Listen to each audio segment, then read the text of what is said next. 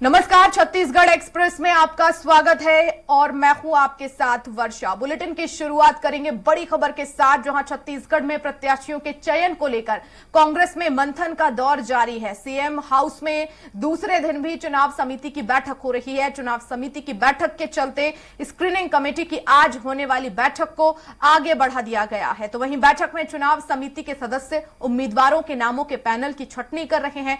सर्वसम्मति से ticket final करने की कोशिश की जा रही है। जानकारी के मुताबिक चुनाव समिति की 8 सदस्यीय कोर टीम 25 स्थानों पर सिंगल नाम की सूची तैयार कर रही है।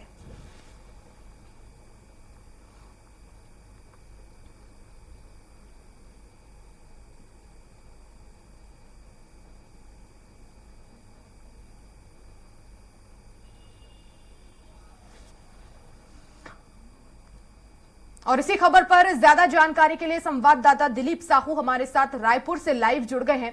दिलीप, चुनाव समिति की बैठक लगातार हो रही है, लेकिन फोकस इस बात पर है कि सिर्फ एक ही नाम हो जो कि सूची में रहेगा, तो क्या वही फाइनल नाम होगा?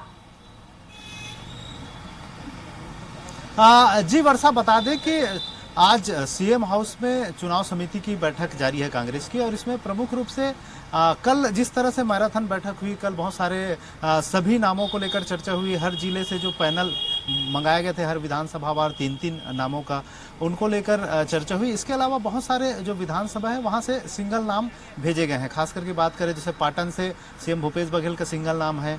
इसी तरह अंबिकापुर से डिप्टी सीएम टीएस सिंहदेव का सिंगल नाम है। आरंग से धनेन्द्र साहू का सिंगल नाम है। आरंग से और तमाम मंत्रियों का लगभग सिंगल नाम आया है। इसके अलावा लगभग 25 नाम सिंगल भेजे गए हैं। इसको लेकर एक आपत्ति भी दर्ज कराई है किसी लोगों ने कि एक प्रक्रिया अपनाई गई थी कि ब्लॉक स्तर पर आवेदन देना है और वहां से फिर पैनल बना के जिलों में देना, फिर जिलों से पीसीसी में पैनल के नाम ही भेजने थे। लेकिन बहुत सारे जो जिला अध्यक्ष हैं उन्होंने सिंगल नाम भेज दिए हैं। इसको लेकर भी आपत्ति जताई गई थी। तो उन तमाम चीज़ों को लेकर आज चुनाव समिति की जो बैठक हो रही है प्रदेश प्रभारी कुमारी शैलजा की अध्यक्षता में, उस बैठक में उन तमाम पहलुओं को लेकर चर्चा करेंगे, क्योंकि बीजेपी एक सूची जारी कर चुकी है और दूसरी जारी करने की तैयारी में है।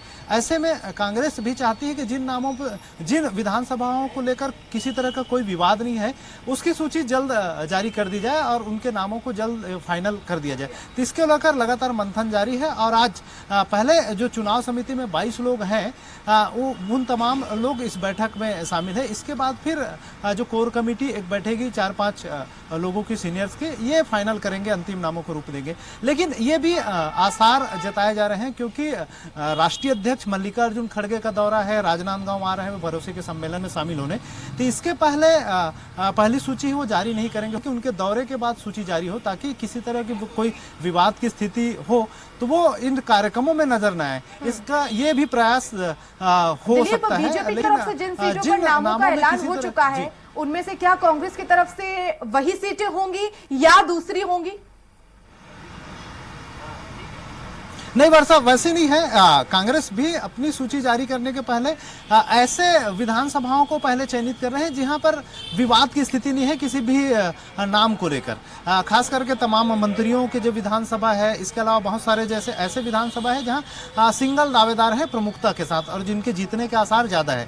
तो ऐसे नामों पर ही विशेष चर्चा कर रहे हैं। जैसे बात करें हम, जिस तरह से मुख्यमंत्री, डिप्टी सीएम सहित तमाम मंत्री, चाहे ताम्रध्वज साहू की बात करें, मोहम्मद अकबर की बात करें, तो तमाम जो मंत्री हैं उनके जो विधानसभा की बात करें। इसके अलावा जो कांग्रेस के ऐसे विधायक जो सिंगल नाम है और उनके साथ कोई बड़ा चेहरा नहीं है उनके विधानसभा क्षेत्र में दावेदारी के, जैसे रायपुर पश्चिम की बात करें तो विकास उपाध्याय एक बड़ा फेस है, उनके समकक्ष और कोई दूसरा नाम नहीं है। इसी तरह अभनपुर से बात करें तो धनेन्द्र साहू, क्योंकि पूर्व पीसीसी चीफ भी रहे, वर्तमान में विधायक है, वरिष्ठ पूर्व मंत्री भी रहे हैं, तो उनके नाम के साथ और किसी का नाम नहीं भेजा गया है।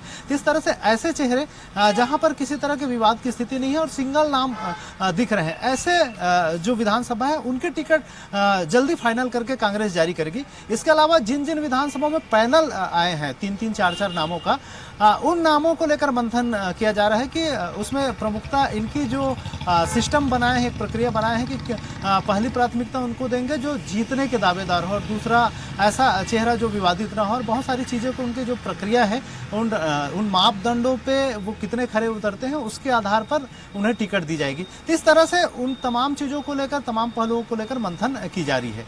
जी वर्षा। बिल्कुल दिलीप, लेकिन हमने देखा है कि बीजेपी जो है वो ABCD के फॉर्मूले के तहत प्रत्याशियों का ऐलान कर रही है, लेकिन दूसरी तरफ कांग्रेस की तरफ से ऐसे नामों को पहले रखा जाएगा जहां पर किसी भी तरह का कोई विवाद नहीं है। लेकिन बीजेपी ने जो पहली सूची जारी की है वहां पर इसी तरह के नाम है जो ज्यादातर जहां पर सीटों पर बीजेपी ने जीत हासिल नहीं की है।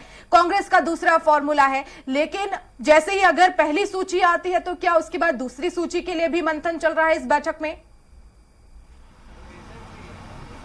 जी बिल्कुल, तमाम पूरे 90 विधानसभाओं को लेकर मंथन की जा रही है, लेकिन इसमें कयास ये लगाया जा रहा है कि जिन जिन विधानसभा क्षेत्रों में किसी तरह का कोई विवाद की स्थिति ना हो, ऐसे सीटों को पहले घोषित कर दिया जाए, और बाकी को जहां पर विवाद की स्थिति उत्पन्न हो सकती है या फिर 2-3 नामों को लेकर जो ऊहापोह की स्थिति है, तो उनको क्योंकि इनका जो सर्वे का सिस्टम भी है, अंदरूनी तौर पर 3-4 स्तर की सर्वे होती है। एक तो जो आला कमान है दिल्ली में बैठे हुए हैं केसी वेणुगोपाल, उनकी एक टीम है वो सर्वे कराती है अंदरूनी तौर पर।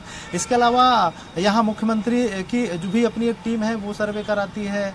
PCC जो संगठन है उनकी अपनी टीम है वो सर्वे कराती है विधानसभावार कि वहाँ पर कौन प्रमुख दावेदार है और किनके जीतने का आसार है, किनको टिकट देना वाजिब रहेगा। इन तमाम चीज़ों को और तमाम सर्वे को, और साथ ही साथ जो अभी जिला अध्यक्षों के माध्यम से जो पैनल में नाम आए हैं उन सभी पहलों को ध्यान में रखते हुए ही उन नामों को लेकर मंथन किया जा रहा है, और इसमें प्राथमिकता के तौर पर उन्हीं नामों को तवज्जो दिया जाएगा जिन नामों में को लेकर किसी तरह की कोई विवाद की स्थिति ना हो। तो कांग्रेस चाहेगी कि पहली और दूसरी सूची जब जारी हो तो किसी तरह का कोई विवाद खड़ा ना हो। जी बिल्कुल, बहुत शुक्रिया दिलीप तमाम जानकारी के लिए।